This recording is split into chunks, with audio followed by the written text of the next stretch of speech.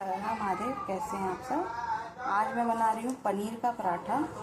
तो मैं पनीर में डालने के लिए कुछ चीज़ें लिए, नमक, मिर्ची, चिली फ्लेक्स यानी हींग, और ये ऑरिगेनो और धनिया। तो नमक आप इसमें डाल दीजिएगा थोड़ा सा चिली फ्लेक्स, क्योंकि बच्चे हैं छोटे तो फिर वो लोग नहीं खा पाएंगे। और ऑरिगेनो एक चुटकी सबका सब डाल के इसको मिक्स करना है।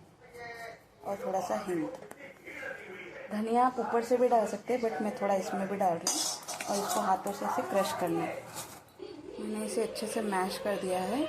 और इसमें मैंने थोड़ा सा मैजिक मसाला डाला था, मैगी का। और अभी थोड़ा सा और जो धनिया बचा हुआ था वो भी इसमें डाल दिया है।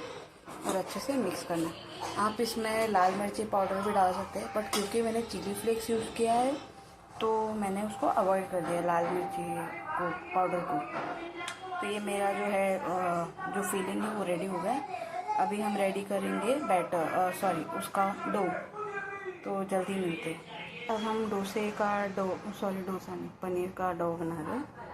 जीरा